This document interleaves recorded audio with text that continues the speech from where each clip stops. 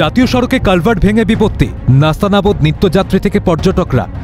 শুক্রবার 116 জাতীয় সড়কে নন্দকুমার দীঘা রাস্তার মারিজদা এফসি গোডাউনের সামনের একাংশে ফাটল দেখা দেয়। শনিবার মেরামতের কাজ চলাকালীন বাকি অংশটুকুও ভেঙে যায়, ফলে সম্পূর্ণভাবে যান চলাচল স্তব্ধ হয়ে যায়। নন্দকুমার থেকে যেসব গাড়ি দীঘার দিকে রওনা দিয়েছিল সেগুলি আটকে যায়। অপরদিকে এগরা দীঘা থেকে যেসব পরিবহন নন্দকুমারের দিকে রওনা দিয়েছিল সেগুলিও কালভার্টের আরও এক প্রান্তে আটকে থাকে। বড় গাড়িগুলিকে অন্যান্য রাস্তা দিয়ে কাঁথি এবং এগরার দিকে ঘুরিয়ে দেওয়া হয়।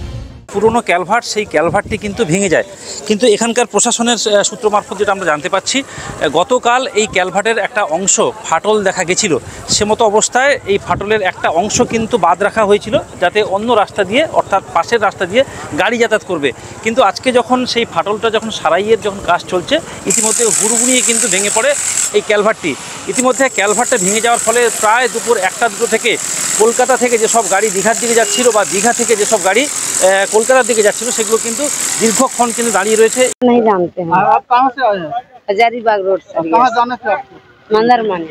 क्या घूमने के लिए? हाँ तो अभी जो बस रुका हुआ है आपको पैदल चलना पड़ रहा है, क्या क्या दिक्कत हाँ, है? पैदल चलना पड़ रहा है।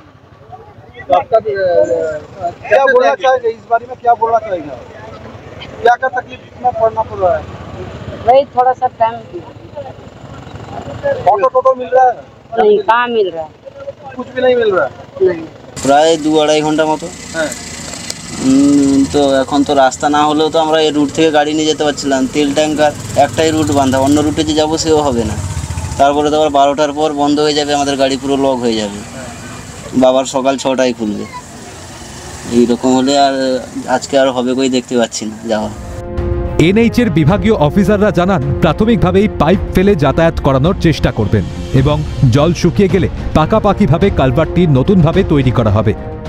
আর এখানে একটা স্পট পড়েছে এবং রাস্তায় ক্রস হয়ে গেলে তার যে সাইন হয় সেগুলো দেখা যাচ্ছে। আমরা ইমিডিয়েটলি সমস্ত লাইন ডিপার্টমেন্ট ইনক্লুডিং এনএইচ কে আমরা খবর দিই। খবর দেওয়ার পরে ওনারা ইমিডিয়েটলি আসেন। আসার পরে কাজ শুরু হয়েছিল।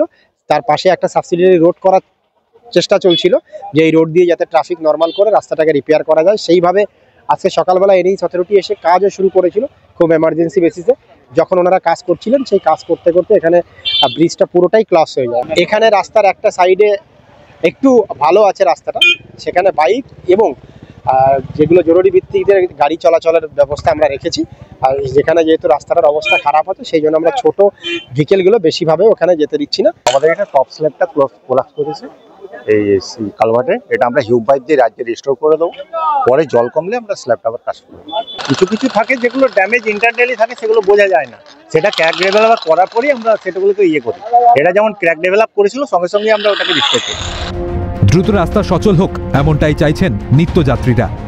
বিনোদ মণ্ডলের রিপোর্ট, ক্যালকাটা নিউজ।